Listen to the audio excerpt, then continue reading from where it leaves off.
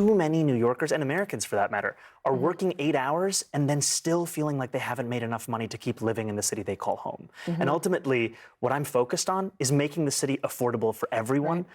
In our politics lead today, that's Zohran Mamdani, the likely Democratic nominee for the New York City mayor's race, on why he got into the race. But after his stunning results earlier this week over former New York Governor Andrew Cuomo in the Democratic primary, Mamdani will likely face the current mayor, Eric Adams, who's now running as an independent. Let's bring in Mayor Adams. Mayor Adams, welcome back to the lead. So you're seeking a second term of mayor of New York. In March, a Quinnipiac poll found only 20% of registered voters in your city approved of your job, 67% disapproved. Now, that was taken at a time when you were still facing federal corruption charges that have since been dropped with prejudice. What is your message to New York voters and why you think you deserve another term? Well, I think look at the numbers. When you allow New Yorkers to hear the real story of the success and the turnaround, developing more jobs in our individual senior years in the history of the city.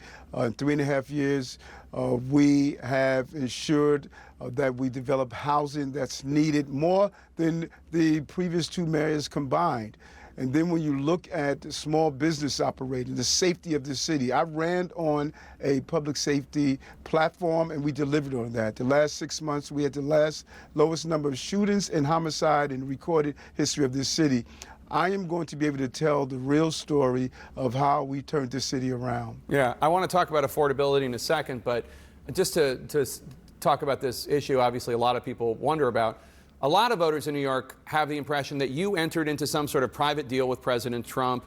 His Justice Department would drop the charges against you, and then you would be helpful to him in other ways, including with immigration. What do you say to voters who look at the whole thing that went on, both with the allegations against you in the criminal complaint and then the deal with President Trump, and think, you know, the whole thing just stinks? What do you say to them? Yeah, well, first, I'm out in the streets every day talking to voters at community centers, town halls, schools, and the top issue that they're talking about is public safety affordability.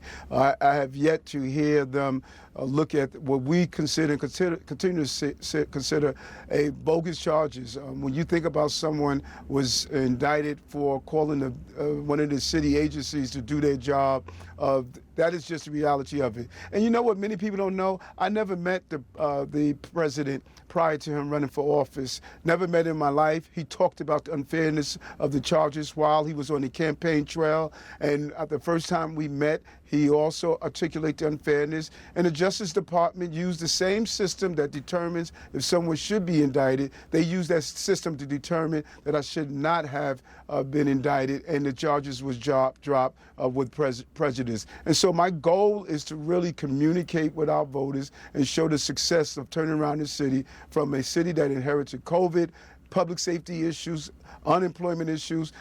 We have been successful, and we put $30 billion back into the pockets of working class people.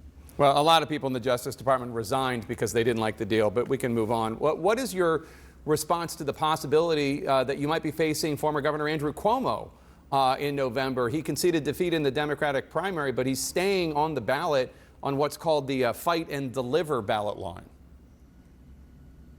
Well, it's clear that the process is going to play out. You know, I always state I don't focus on what other candidates are doing. I focus on what I am doing. I came from behind when I ran in 2021. I had a 13-point deficit from the leading opponent in the race. And as you see, we were successful. I know how to campaign. I know how to speak to voters. I'm a working class mayor. I'm a blue collar mayor, and I will resonate. The residents of this city, they see I'm one of them. My life came from living in poverty, went into law enforcement, had become a captain in the police department, a state senator, a borough president, and now the mayor. I know how to communicate to the voters and understand the success of this city. So I want to turn to your likely Democratic challenger, Mamdani, because you said recently that the Jewish community in New York should be concerned about him. You've accused him of using anti-Semitic rhetoric.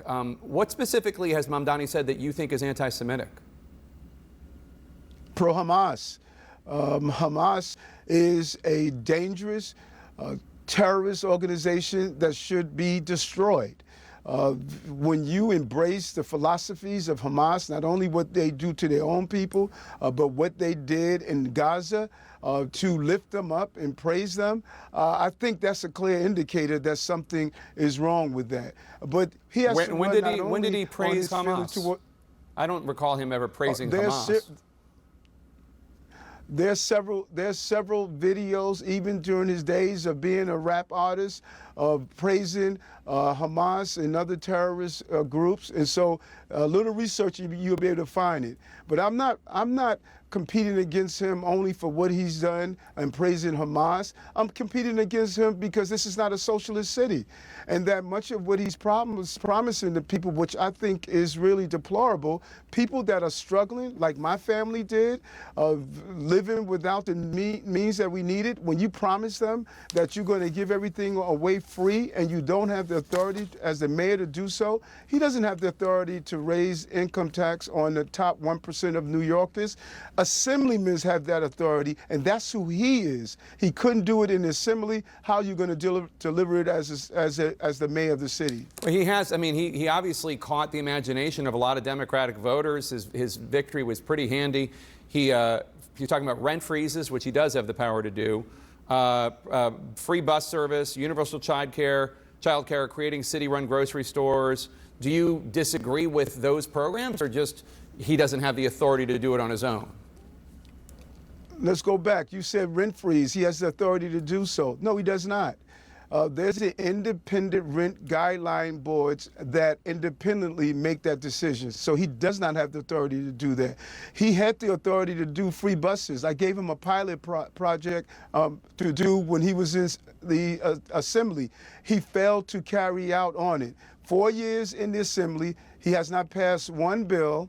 He's making promises to people who are really struggling that he can't deliver on. The foundation of all the things he wants to do for free is coming from an income tax increase on 1%. He does not have the authority as the mayor to do that. He has the authority as an assemblyman, and he did not accomplish everything he's talking about doing now. He could have done in the state, but he failed to do so. All right, New York City Mayor Eric Adams, thank you. Please come back. It's going to be a long campaign. We want to be on top of it. Yes.